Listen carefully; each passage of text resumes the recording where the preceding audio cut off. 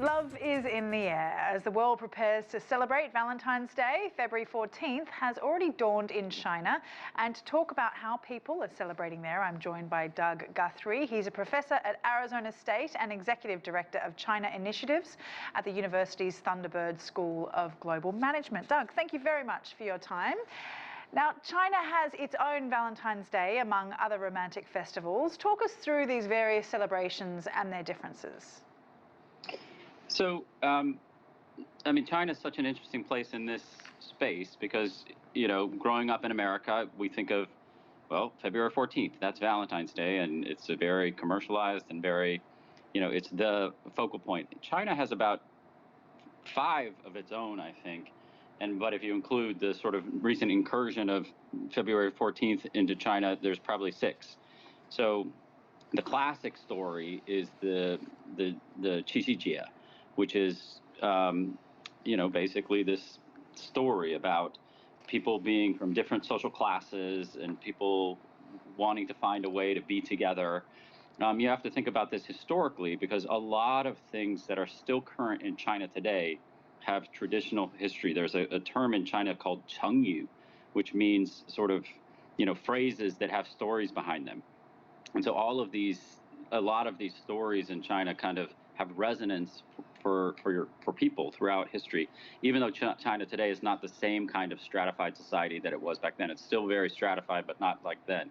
So you have Qixi, which is, I think, the 7th day of the 7th month in the lunar year, which is not actually July 7th, but it's sometime in that's the summertime. And then there's Qingren, which I think is March 14th.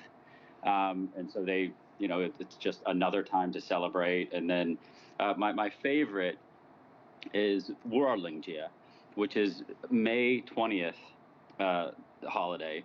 And the theory or the story is that Wu'er sounds a little bit like Wa'aini, which means I love you.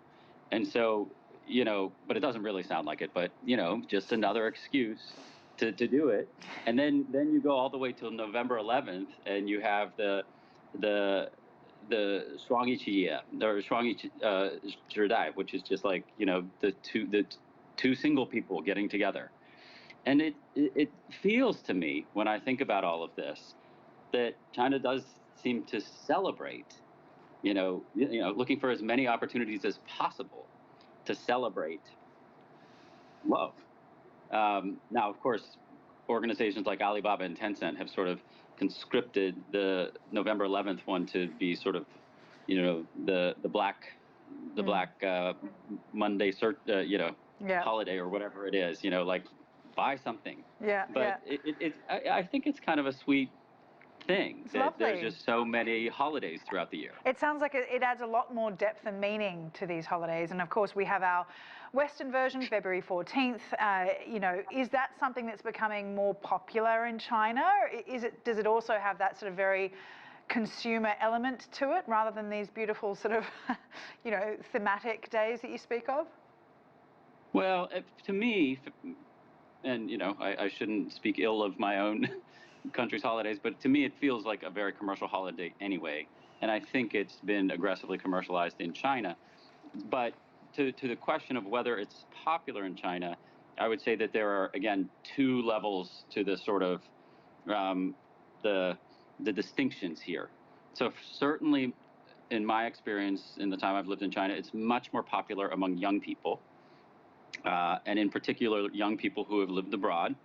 There are a lot of students who have spent time in America and Europe studying university, and they kind of bring these ideas back. But there's also probably a pretty clear class element to here that's sort of like, the upper middle and sort of eastern seaboard kind of people versus those in the rural and inward parts of China.